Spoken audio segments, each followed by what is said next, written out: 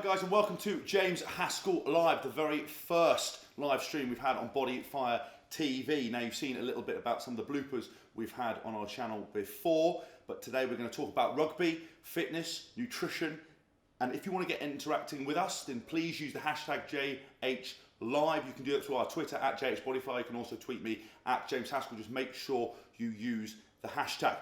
Now guys, I'm very excited to introduce a couple of my guests here today. I've got the beautiful Paul Doran-Jones, who's looking very sharp with his new hairstyle. More beautiful every day, I think. And Andy Goode, good to have you, Goody. Not beautiful. Not so beautiful. Not so beautiful. Not so beautiful. Now, Dodge, you were battling a little bit here, taking a bit of time to get here. Yeah, always struggling in traffic, James. I was hibernating. I think I just got caught. After your sleep. It was the clock. Yeah, the clock's changed. Fooled you, did it? Yeah, it did. Even though the iPhone automatically updates. Yeah. I was just caught in bed. Yeah. Goody, you're obviously a hero of the hour. As ever. No, a couple of guys just robbed a woman's phone. Bit of a mugging down the street. Made my first tackle of the season. Sat him down, picked up the phone, and gave it back to the ladies. Have you got any footage of the tackle for Brad Davis? It might be a myth, but because you came in fully out of breath, man down. Well, that's just walking up the stairs, mate. But there we go. Well, it's good to have you guys here. I mean, obviously, how have you been? You haven't been playing for a while. No, I've been injured all season, James. I tore my calf in the first game of the season, unfortunately, and still struggling to get back, but working on it really. And Goody, you've obviously been playing all season. I mean, some moments of the season you've been sublime. But you've been sort of recently man down, but you're back to full fitness. Hopefully, yeah. Jarred my ankle last week, probably the weight going through it, but no, I had a good season, enjoying it, and at the ripe old age of 34, happy to keep going. Now, like most people we've get on this show, we like to try and do a challenge with some of them. Now, if you look at the video I'm about to play of a challenge that I did with Ben Coomber, it's a 30-second press-up challenge, and I've taken these two athletic gentlemen through that same challenge. How many press-ups can James do against me in 30 seconds?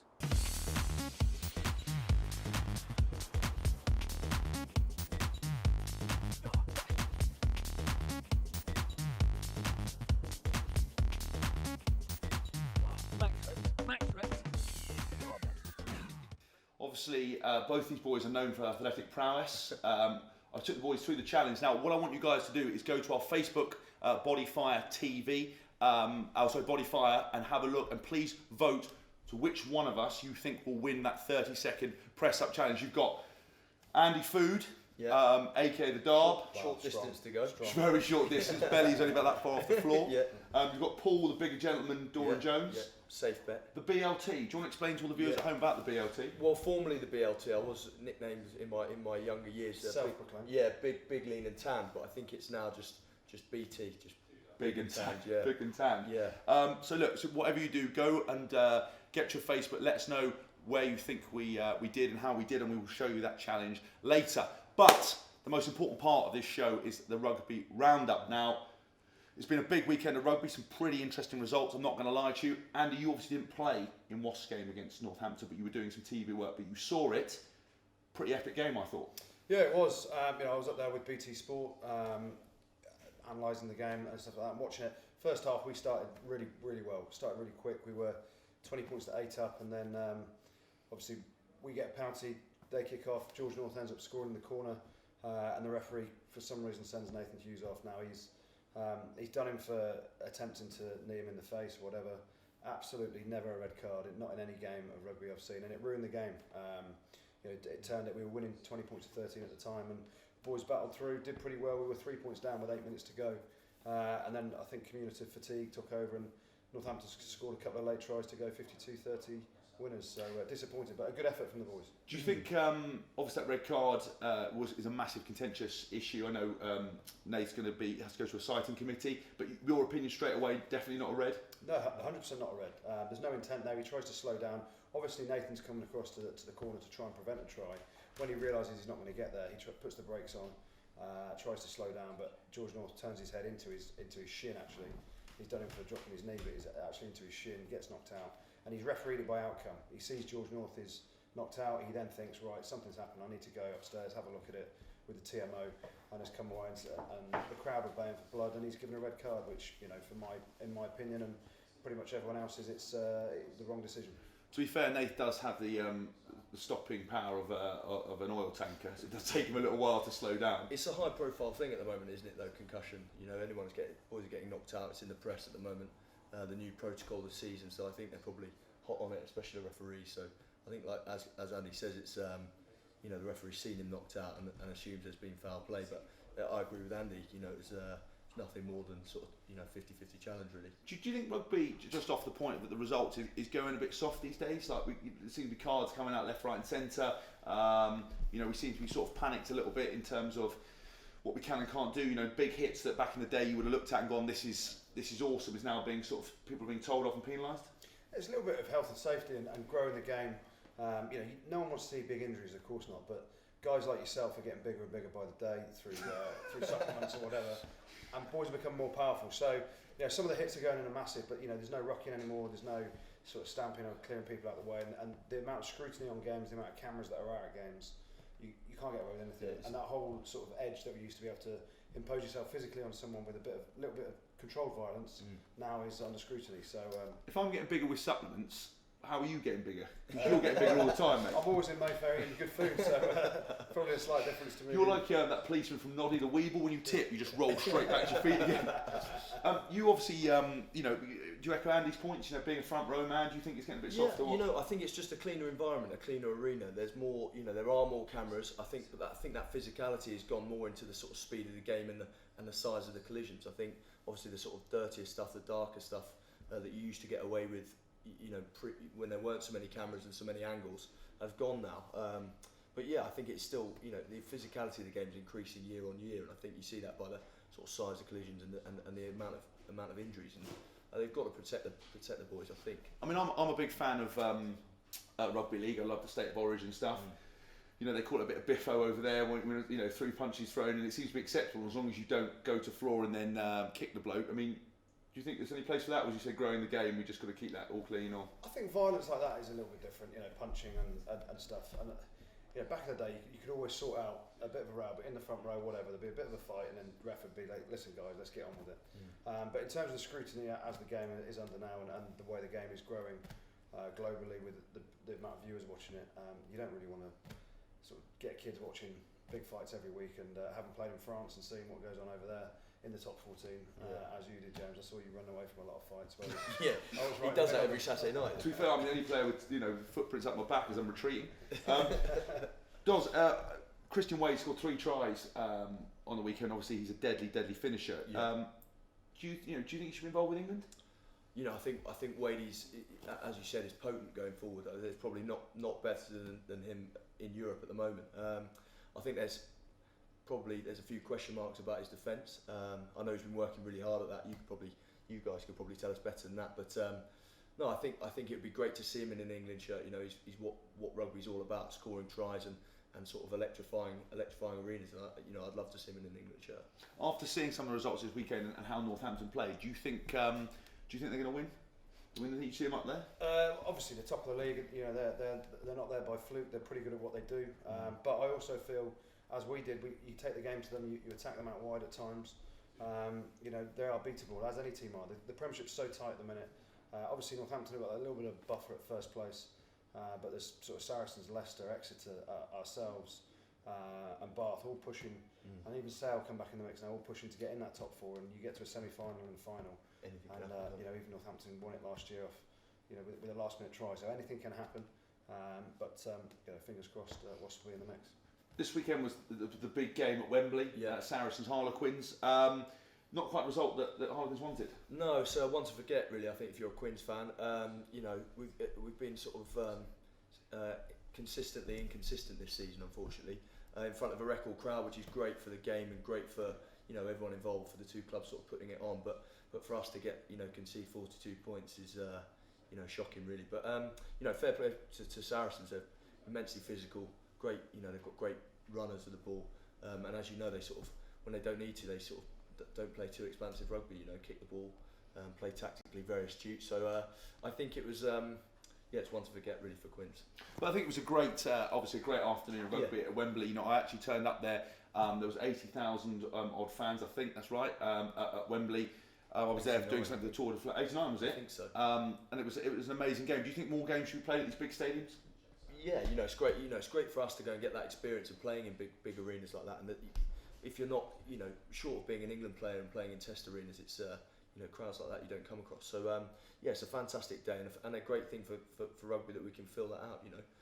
So yeah, long may it continue. I mean, I have to say I'm a big fan of the way Harlequins play. In terms of their endeavour to want to use the ball. They talk about the Quins way. I mean, when we played them earlier on in the season in the European Cup, probably the most tired I've ever been. I remember you telling me to fold around the corner at one point. And I was shouting, I am. You're not. You're walking. And I think that's a bit rich coming from you, Goode. You've never accelerated that first the whole time I've known you. But that endeavour to use the rugby ball is pretty impressive. Yeah, it is. Listen, when they're on form, when they're playing a fast offloading game, Danny Kerr is central to that. Nick Evans on fire, and Nick Easter carrying hard and offloading out the tackle. They're very hard to stop. The thing that teams have worked them out a little bit now. You stop that offloading fast game, slow their ball up, and they're not as physical as other teams are. Saracens would have noted that. Been physical at ruck time, preventing those offloads coming in, and they've got to look to play another way. And they've made some decent signings over the last few days, and they'll look to change that this year. Next year. I noticed you didn't mention me there. I haven't seen you there. Yeah, I don't think any of them have seen him Dozza play. Actually, he's a bit of a myth. Yeah. To be fair, you are the perfect man to ask about because you watched all their games, haven't you? Very closely, yeah. Obviously, some other key results this weekend. I thought one to focus on Sale Sharks 23 versus Gloucester 6. I mean that's seventh place playoff place is so key. Yeah. Obviously, Wasp are in the mix for that as well, but that's a great result for Sale. Yeah, it is, and it pushes them back into that top four contention. I think they're sort of 4 or 5 points behind the top four, but their run-in is pretty handy. They play Quins at their place, which is probably a guaranteed victory for Sale. I think they've got Newcastle at home as well, London Irish away, and then Exeter away to finish off. So everyone's looking at their run-in of how the fixtures sit. Ourselves at Wasp, we play London Welsh next away, and then we've got Exeter and Leicester at home. Finish at London Irish away. So we'd be looking to win those 4 games and push ourselves up a while. So there's so much that's going to go on over the next sort of 6 weeks of Premiership rugby. Sale are definitely in a shout. Because it's the team that's obviously the most consistent coming into the end of that season. The guys who get the attention to detail and the ruthlessness. And I think almost you talked about Saracens' kicking game. Those teams that don't play too much rugby, that just sort of stranglehold the game, are the ones that invariably end up at the top. Yeah, definitely. I think sort of low risk rugby, I think, is sometimes rewarded, unfortunately. But it's certainly proving to be the way forward. I think perennially the top 4 teams are the teams that sort of play big power plays, and unfortunately for the likes of Quins, especially this season, we've been thwarted with that. Really. What's your view on that? I know I was talking to a few guys about this relegation thing. Obviously, things like in Super 15 not having any relegation to deal with means that they play this fast-flowing rugby. It doesn't matter really who finishes. In the Premiership, obviously, we've got promotion and relegation. Do you think that if you didn't have that, we wouldn't see so much this kicking game? We'd see a lot more endeavour. Potentially, it would open up for more expansive rugby. But for me, the dream of playing the Premiership, you've got clubs in the Championship, currently Bristol and Worcester. You've got smaller clubs wanting to invest, and there's got to be a pathway up to bring in a club from whatever level. You go back 10 years, Worcester were in level 6, 7 of English rugby. They've built their way up, they've built a structure, they've built a club, and now they're, I know they're in the Championship this year, but they've been in the Premiership. You need to see that pathway. Exeter, you go back 7, 8 years, they weren't anywhere near the Premiership. But with investment, with stability within a club, you can grow that, and I think that pathway has to be open. So promotion and relegation has to happen. Just how it happens maybe needs to be tinkered with. Okay, and obviously one of the last results I want to look at, London Welsh 14, Bath Rugby 29. Obviously, a closer game than you would expect there, but I think Bath played not all their stars. Yeah, rested the England players, didn't they? Rested a few guys, but that's London Welsh gone now. Obviously sad.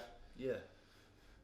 To lose that many games in the season, obviously with some of the players they've got, it must be quite difficult being in that change room. Yeah, I think the hard thing was they got promoted last year in middle end of June or something like that, back into after going through the playoffs in the Championship. And then Justin Bennell decided to sign 30 different players, and he tried to bin off a lot of the guys that had got him promoted. And it didn't work. They were hamstrung by the fact that their whole squad wasn't signed until late. You're then in the market looking for guys, and any player that's still out of contract in June isn't a good enough player really to be playing top level Premiership rugby. Because of that, decent players get snapped up way before the contract expires. Don't know how, but me and Dozza have been snapped up different places next year. You got a bargain basement, didn't you? But they were hamstrung that way, and that's why I said you've got to look at the way promotion and relegation works, because the team coming out unless you've got a massive benefactor paying a lot of money, guaranteeing guys playing in the Championship on good wages, or you should win the Championship and get promoted to the Premiership, it's going to be hard to compete against the top clubs in the Premiership and stay up. Okay, guys, if you've enjoyed what's going on so far and you want to put any questions towards us, then please use the hashtag JHLive. You can contact us at Twitter at JHBodyFire and at James Haskell. Now, I've got some questions that have been sent in for the lads and for myself. I'm just going to get the old iPhone up and running here. One of the first questions is, this is to James, but I'll get you boys because you've all been multi-club men. It says, James, where's been your favourite place that you've travelled to and where's still on your bucket list? And that's from Will Hyde. I'll start with you, Goode. Where's your favourite place you've played? Best place I've ever played. Obviously, I made my name and won everything there is to win at the game at Leicester. Sounds dull, but the experience... Sounds like you want to turn it up a bit. The experience I had going out to the Sharks, playing in the Super 15 there, I'd wake up every morning, 25 degrees minimum, on the beach, obviously tops off. Must have worn a big hat to cover that forward. Swimming cap was on. And the weather was perfect, looking out over the Indian Ocean. You train 2 to 3 hours a day, sunbathe the rest of the day. It was like a holiday with a bit of rugby thrown in. But as an experience, travelling, touring with the guys, we went to Australia and New Zealand for 4 or 5 weeks, and that experience that you don't get in the Premiership. The Premiership's our bread and butter, what we've all known for years, but to have that opportunity to go and travel the world, play in Sydney, stay on Manly Beach for 2 weeks, go into New Zealand, stay in Auckland, all these different places that those Super 15 guys take for granted, and because it's what they do year on year. We go to places like London Welsh, like Newcastle. Friday night Newcastle in the rain, sideways rain a bit. But at least it's a good night out afterwards. Do you remember that time we tried to play that? I don't know if you were at Wasp actually. Time we played that game where the roof of the Newcastle Stadium blew off onto the field and had to cancel the game.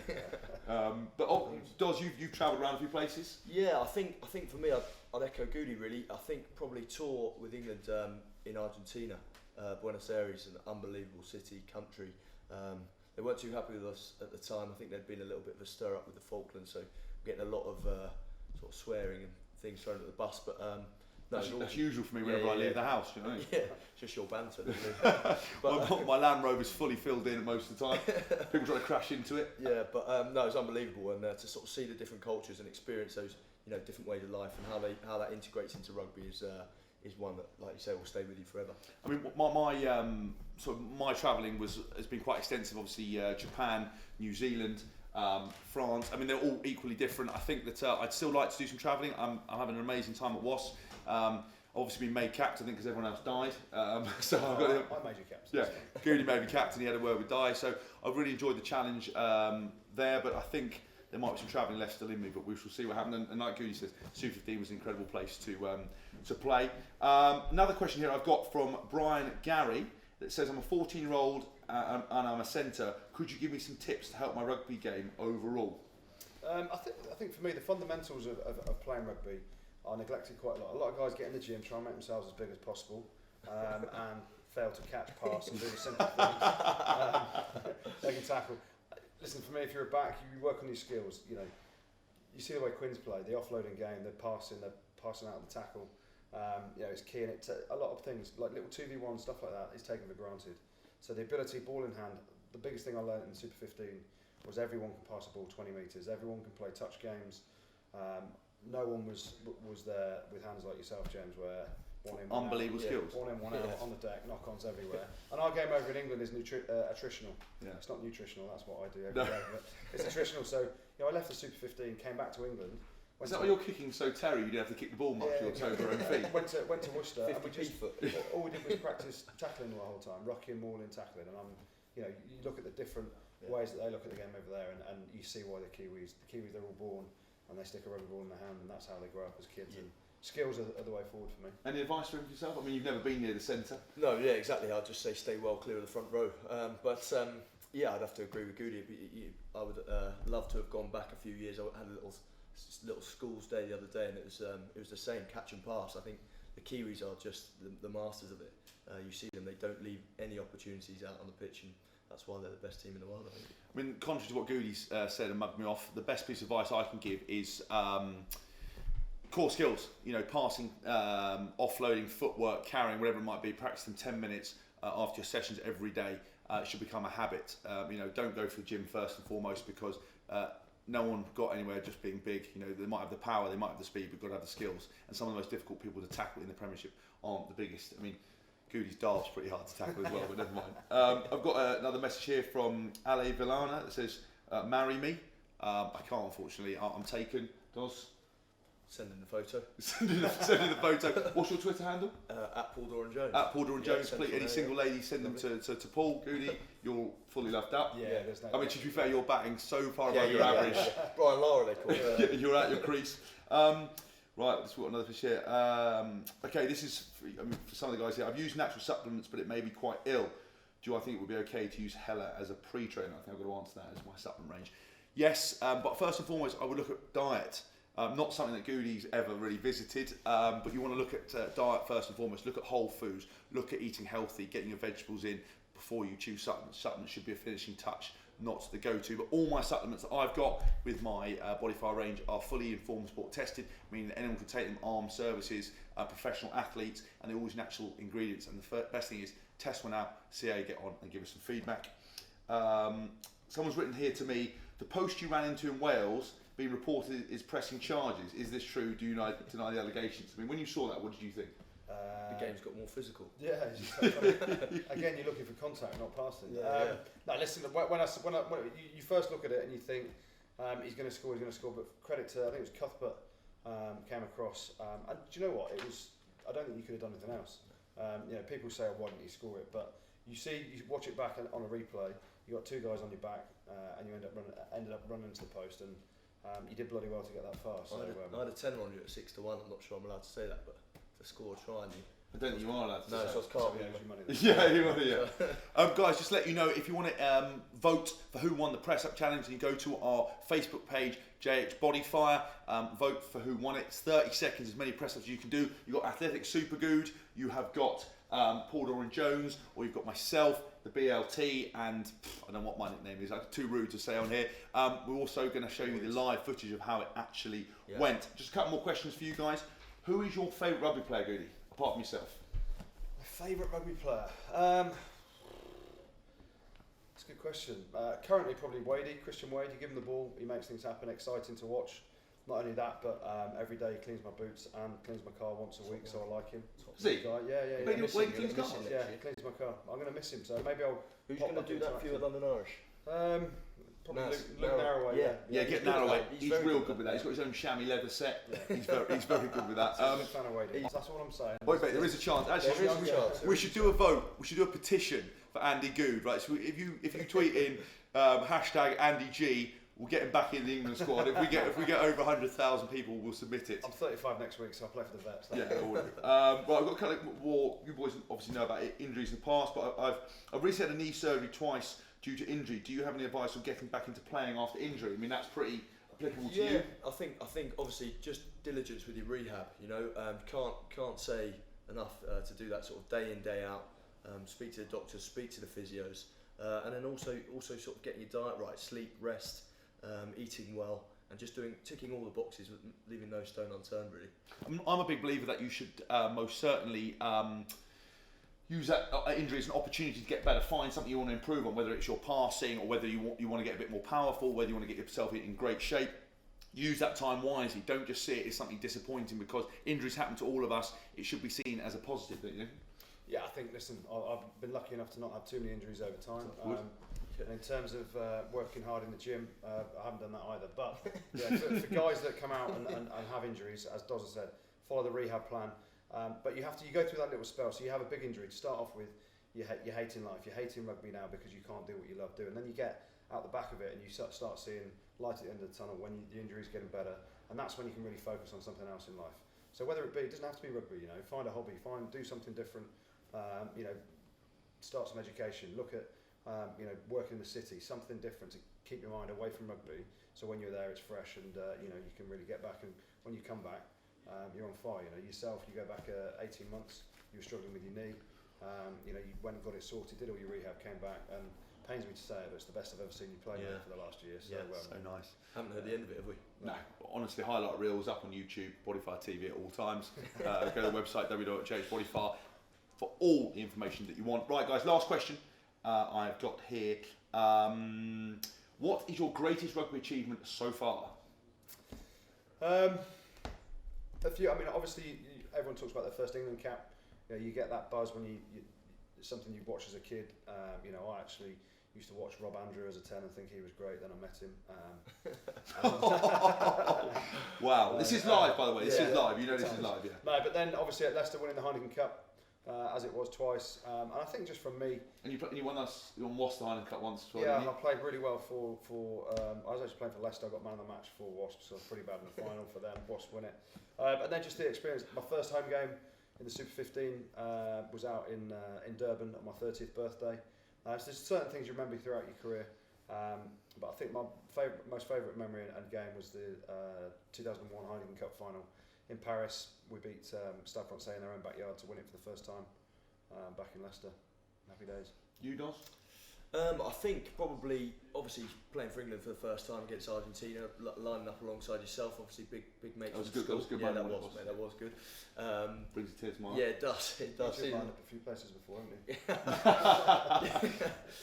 Yeah, yet to be continued Yeah. as well, apparently. And I suppose as well, probably Premiership debut at Kingsholm, unbelievable in front of the shed. You know, a big family there as well, isn't it? yeah, it is, mate, it is. They took me in, so yeah, it was an emotional day, really. I got quite emotional on both occasions, and hopefully I can sort of get to do them again soon. Well, look, thanks so much, guys, for all your questions. If you've got any more for us, then please send them in with #JHLive. Guys, just a little bit about you boys now, because obviously we talked about, we answered the questions. Both of you are moving on. I think, Goode, you've almost played for every single Premiership club going. Big move to London Irish, but obviously there was a bit of uncertainty with you retiring, not retiring, what you were doing. Do you want to shed some light on that? Yeah, well, I think everyone else was saying I was retiring, and I hadn't made my decision yet. And enjoying playing. Obviously, training was pretty difficult. Your banter gets me through it every day, though, so that's okay. It's nice that you do. I might miss that, maybe a tiny bit. But no, I was very grateful. Wasp offered me the chance to start my coaching career next year as one of the backs coaches there. But my buzz to still play, and everyone I've spoken to, from Lawrence Dallaglio, Martin Johnson, all the older guys that have played the game, they all said play for as long as you can. Not one person that I spoke to said pack in, take the coaching job, because you're a long time retired. And what London Irish are trying to build there was very similar to when I first joined Wasps, helping Wasps rebuild and try and push back into the top 4, top 6, get back into Europe, and that's what Irish's plan is. So looking forward to being part of something new, and also the challenges that will bring. Pains me to say it, but I think we're going to miss you. Yeah, I'm certainly not going to miss you changing the change room next to me. I have seen some sights that no man should ever have to see. It's a beautiful thing. Made your hair. I'll put it this way. Last chickie in the shop. That's what I'm doing. Dos, you're obviously moving from Harlequins. It's been a bit of a difficult time for you. I mean, do you want to just shed some light on why you haven't been playing? What's been going on? Yeah, I've just had 2 years. I've been very fortunate in my early career. Pretty much injury free, and as you said, it happens to all of us. But I slipped a disc in my neck in my first year, which is a nightmare for a tight head prop. And actually, it seems to be more prevalent. More and more props. Because that's the same injury that Dan Cole had. Yeah, Dan Cole's just had. He's had surgery for it. I think Davey Wilson struggled with it. There's a lot of the guys are struggling with it. And obviously then came back, raring to go start this season, and tore my calf within the first sort of 3-4 minutes, and haven't managed to get back. So frustration is probably an understatement. But like you said, these things happen. Trying to improve, get things done off the pitch. Concentrate on sort of education, furthering myself, and dreaded looking at things after your career, because obviously it shows you that your career is finite. So but as Goody said, it's that desire to play has been massively reignited. So I can't wait to get back playing, and hopefully in a Quinn shirt, and help them out before the end of the season, and if not, for Gloucester at the end. Do you think it's a difficult one? Because I know how frustrated you were after the first season with your neck, and how much work you put in the summer. Yeah. You didn't really take a holiday. You were working pretty flat out, and then obviously to come back with a calf. Yeah. How do you stay motivated after that? Well, it's tough, mate. The first month or so, you find yourself at the bottom of a bottle, I think, or a few bottles, I suppose. But of protein. Yeah, of Hades, and then water. Yeah. Yeah. So and then it's really about trying to sort of better yourself, get yourself right. Take advice from the physios day in, day out, really. And sometimes it becomes a lonely thing when you're injured, because you're away from the boys, you're away from the banter. People forget who you are. You're sort of around the stadium doing things, and people are like, where's Paul Doran-Jones sort of thing. So you know, obviously a disappointment of it. That was mainly your mum asking that question. Yeah, it wasn't my nan. Yeah. My two only fans. But yeah, World Cup year is obviously disappointing because I would have liked to have been in the around the mix for that. So you know, you just got to get on with it though, James. Accept it and try and make yourself better for when you come back. Now, obviously, you're coming into your latter years, Goody, and you're being a lot more, gregarious with your chat. You're kind of not mincing the words. Like all of us are quite hamstrung by the fact that we can't really speak our minds. We have to make sure we're very correct because we don't want to cause a riot. There was some interesting chat that went on in the Northampton versus Wasp game. You put out a pretty powerful tweet out there, which I absolutely loved. Do you want to shed some light on that? What that was? Yeah, I think you know, the game was going on. Joe Simpson against Lee Dixon, both scrum halves, both niggly little fellas, and Joe Simpson sat Lee Dixon down a couple of times, fended him. He's on his back, and then Lee Dixon comes back with a real bit of toxic chat. He ends up saying to him, "Joe Simpson, Simo, know your place. Your fifth choice scrum half for England." Which I thought was kind of big chat when Dicko's only the fourth choice. So if you're first choice, Dicko, you can go around saying those things.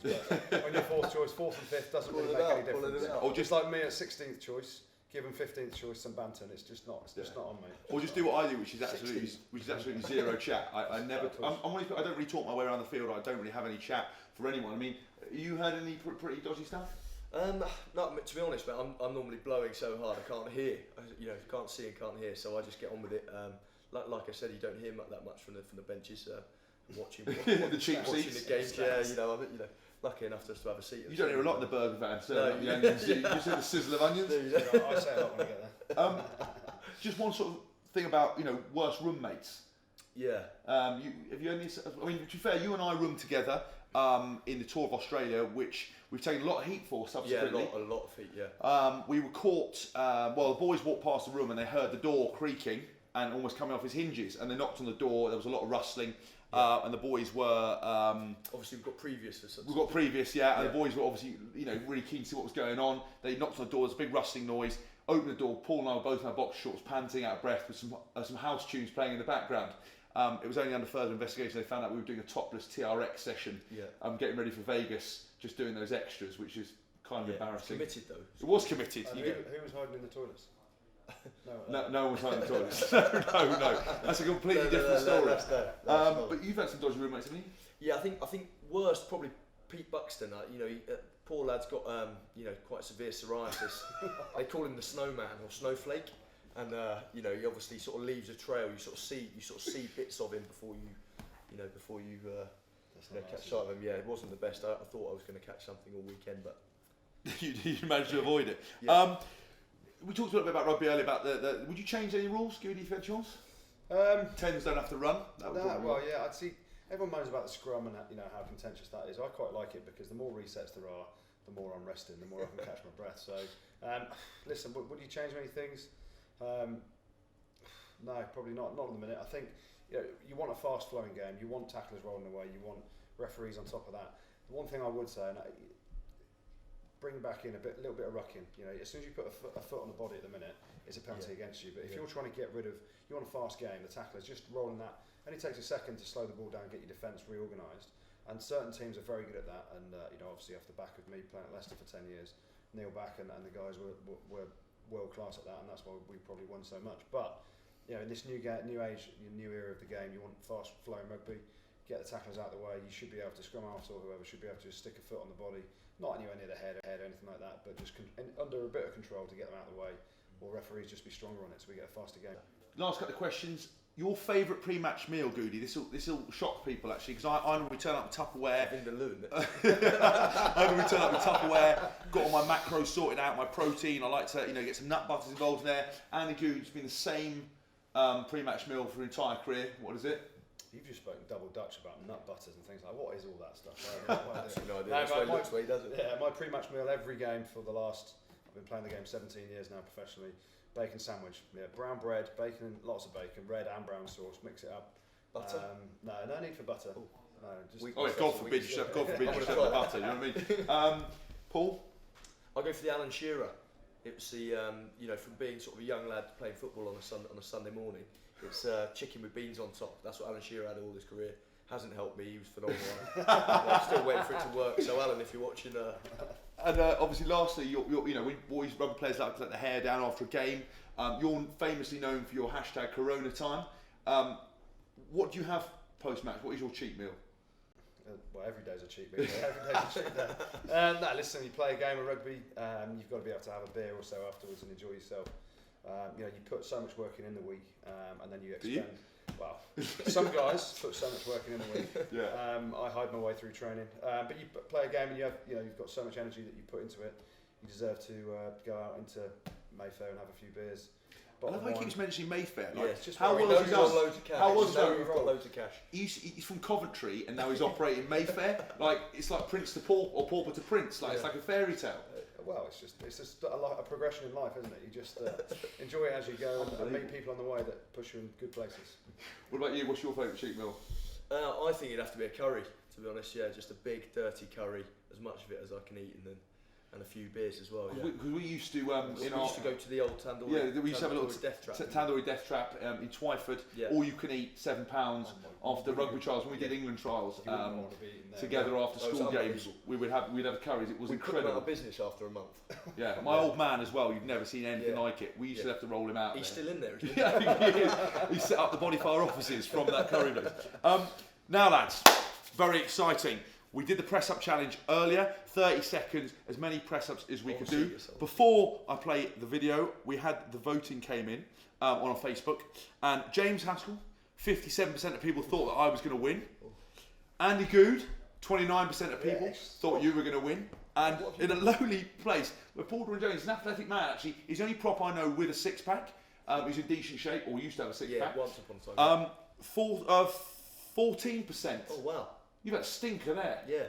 It's because of the lid, mate. It's because people don't like the lid. Is that what it is? Yeah, they don't trust people with dodgy hair. Whoa, sorry, actually. What was I thinking? Whoa, sorry. Well, that's you. That's good. Slipping Instead of a 4, he's got 7 in. Anyway, that's it. Let's watch the footage. James Haskell Live fans, welcome to the press-up challenge with the lovely Paul Doran-Jones and Andy Goode, both athletic specimens. The challenge is as many press-ups as you can do in 30 seconds. And we want to see depth, no cheating. You boys ready? Yeah. I've got my independent adjudicator with the time. Get in your positions, lads. Go. I'm gone. Go, mate, he's absolutely ripping them out. Yeah. Big fella, look at him. Look at him go. Look at Goody. Goody. Horrible techers as well.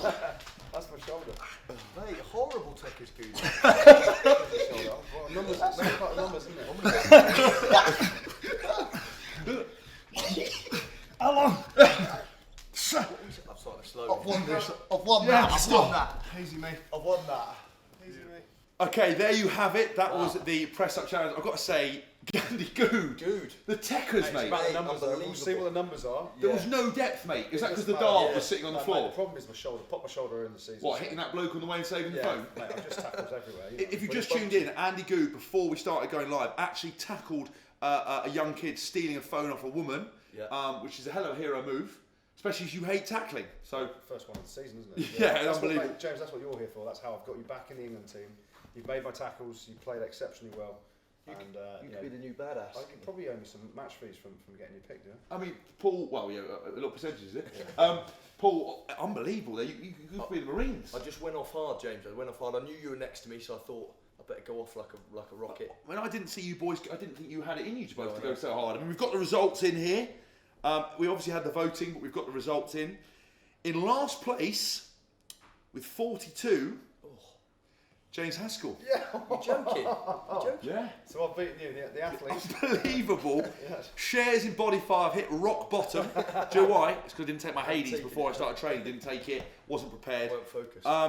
In second place, Andy Goode with 43. Yeah, just beaten them, topped him. Which I don't think any of those counted, so I think he only did about 2 press-ups in the entire thing, but never mind. And the winner, mate, who's been injured, who's now back. This could launch you back into your career. Paul Doran-Jones with 45. Congratulations, mate, Paul. thank you very much. Outstanding effort. Well done, guys. Well done, mate. I won't let you live that down, House. Right. You got beaten by a fat old 34-year-old. We've got the last. Right, pipe down, you two. Right. Listen, I'm still Rig City. Right, last part of the section we call any other business. This is a very special year for you, Andy. It's your testimonial year. Do you want to talk to everyone about it? Yeah, just been lucky enough to play the game for 17 years. Got a great committee come together to raise as much money as possible for the Matt Hampson Foundation and Wooden Spoon, two brilliant charities that are very close to my heart. Obviously, it's 10 years since the horrendous injury that happened to Matt Hampson. We're trying to raise as much money for that so he can build a Get Busy Living Centre where people less fortunate than himself with the similar sort of injuries through sport can go back, get rehabbed and really work themselves back into normal life, as normal as they can after such a horrific injury. Now, there's a load of events. We had a great dinner at Annabelle's in Mayfair. Unbelievable again. Coventry to Annabelle's in Berkeley Square. Who knew? Last week, which raised a fair bit of money for the two charities. We've got other events coming up. Visit andygoode.co.uk to get involved and see the events and raise as much money as we can for some amazing causes. Dos, any other business you'd like to discuss? Any views? Anything you're frustrated about? Or frustrated about a lot of things, James, but I won't air them here. We can. This is the point. Any other business? As you alluded to earlier, I was late, for certain reasons, trying to get rid of that frustration. But right. I think extra gym sessions, was it? Yeah. TRXing, mate, in my pants. It worked for the press ups. Yeah, it did. I was fired up. I was ready. He's a winner, double winner. Yeah. You're just looking to get back fit. Can't wait to get back fit, mate. Get back playing, doing what I love. And sort of just putting myself back out there, really. Like I said, the frustration's been phenomenal. And anyone who wants to follow the Press Up Machine, where can they see you on Twitter? At Paul Doran-Jones. I'll give tips, techniques, maybe start a little class, master class. And what? Hairstyles and good garbs? Yeah. A little blog. Yeah, it's the You're like the young Ronnie Regan who's into I do raffling, tombola, fencing, rugby motivation, mentoring. There's a character. Meet me at 7 o'clock in the gym in the morning. I'll put you through the press ups. Right, guys. Listen. On that note, there's one thing I want to talk about in any other business. We have launched our new competition called Tackle of the Week. If you want to find out more information, you go to www.jhbodyfire.com. It's very simple. Anyone in the amateur level or schoolboy level from 12 upwards, submit a video of your best tackle. And it can either be you tackling or someone you've seen, not obviously ones in the Premiership. Put it through. You get an opportunity to win tickets to a Wasp game and put into a competition to win a training session with me. We'll also host them on our Instagram at JHBodyFire. So go and see there. Guys, thank you so much for coming. I hope you enjoyed yourself. Yeah, good. Great Happy time. I've beaten you at a physical challenge as well. Yeah. And that's what I'm going to take from today. You can look good, but if you can't do press ups, what are you going to do? Yeah. Right, at the end of the day, my career's hit rock bottom here. Thank you so much for all the people who tweeted the footage and submitted your questions. The guys have been outstanding. I've got to go and practice my press ups. Thanks for watching.